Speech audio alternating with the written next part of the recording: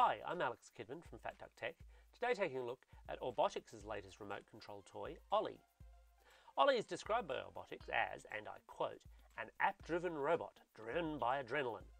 Quite frankly, that sounds terrifying, because you'd have to find some kind of living source to scare witless, harvest the adrenaline from, and somehow feed it into the vampiric Ollie before you're ready to go. Thankfully, that's just hype, because what Ollie really is an app-controlled remote vehicle with some cool inbuilt stunts. He pairs to iOS or Android devices via Bluetooth in a very simple fashion. You quite literally hold Ollie to your device to initiate pairing, and then drop him on the ground to start playing. He's very reminiscent of some of the other remote-controlled big boys toys I've been playing with recently, especially Parrot's jumping sumo remote vehicle, although Ollie has a few differences. He's a little bit tougher, both in construction and in how you actually drive him. The app does a fair job of explaining what you need to do in order to drive Ollie, but the issue is that all of his directions are relative rather than absolute, and he slides a lot as he drives, especially if you don't dial down his top speed.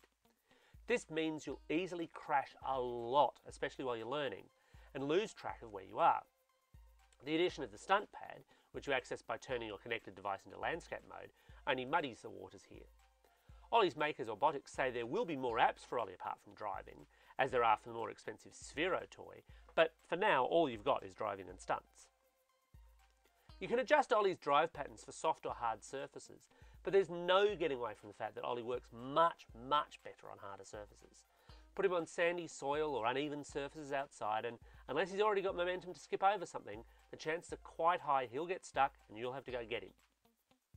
Despite all of this, Ollie is pretty good fun, in the same way that a lot of remote control cars are fun, but with the added prospects of some future expansion.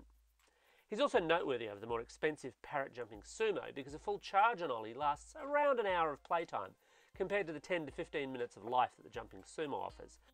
Ollie costs $149, which isn't that much cheaper than the Sphero 2.0, which is a lot more programmable at this point in time. Now, they are promising future apps, and maybe Ollie will get better. Right now, he's a curio. He's still very much in that big boys toy space, really.